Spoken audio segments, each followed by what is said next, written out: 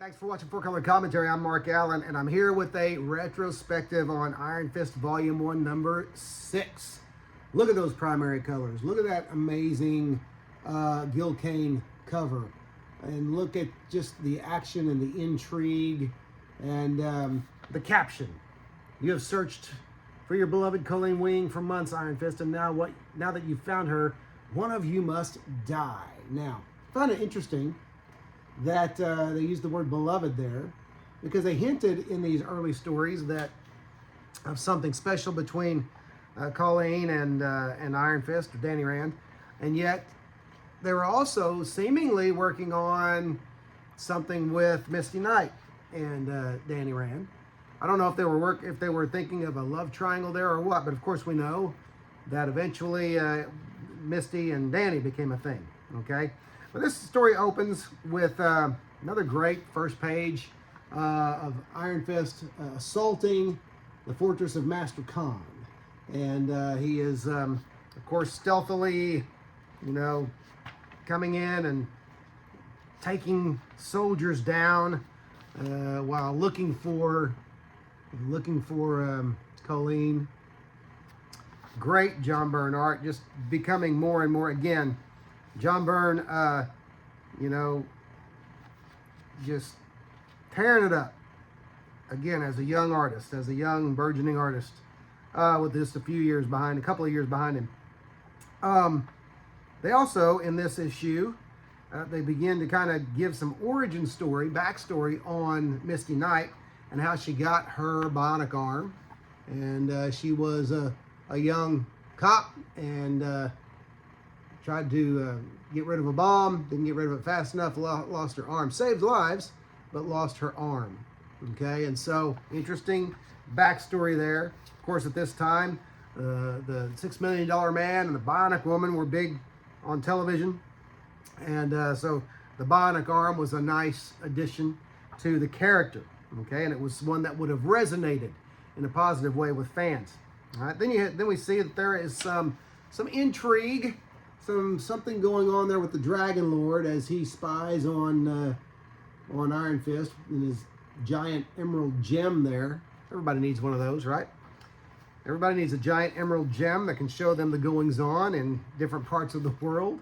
So, but it makes for some very cool imagery, though, kind of mystical, and yet, maybe a new type of sign. Think about the first Thor movie where he told Jane Foster that, they called something magic, and then the Asgardians called it science or something, but he came from a place where they were one and the same. So maybe that's mysticism, but science also. So who knows? But that's kind of a cool image.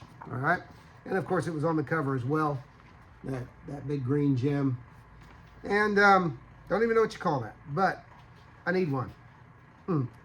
So anyway, he does find that, of course, there's a conflict that arises between the Dragon Lord and Lee Kung the Thunderer as he bursts in and sees, hey, you're manipulating things.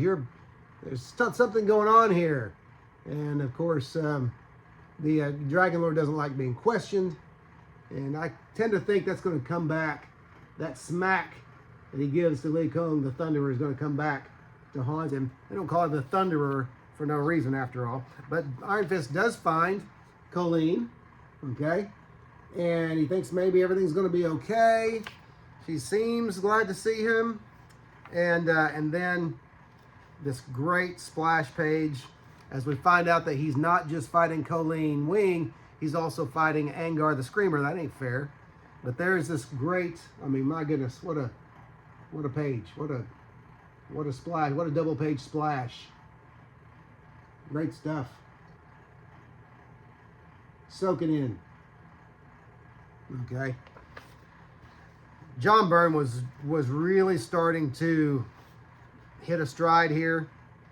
No Marvel value stamp in this one, unfortunately. Though one of my favorite Marvel ads for comic subscriptions. I love that ad. I love all the various artwork on there. Different heroes by different artists. And that's just one of the most nostalgic ads ever. But So anyway, they're Colleen and Danny going at it. Makes for some great battle scenes, some great kung fu action. And of course, anybody who knows comics, anybody who knows Daughters of the Dragon knows that Colleen is quite formidable. And if she's got a hate on, even if she's been conditioned, it's even worse. You know, she's even more dangerous. So the battle continues until another great splash page. Danny actually uses the Iron Fist to help her to remember their relationship and her life before, to kind of try to bring her around. But it does take a lot out of him to use. That's a new way that he just used the Iron Fist, and it takes a lot out of him and leaves him at the mercy of Master Khan as two of his henchmen grab hold of Iron Fist, and the third is ready to lop off that noggin, and that's where the cliffhanger ends. What a cliffhanger! You know, they don't do. I don't think new comics do cliffhangers like this anymore, for the most part. So, great stuff. Iron Fist number 6, and you know, can't beat it. Can't beat it with anything on the racks today, anyway, in my estimation. But what do I know? Hey, listen, if you haven't subscribed, liked, commented, do that. Especially comment. But I'd appreciate your subscription as well.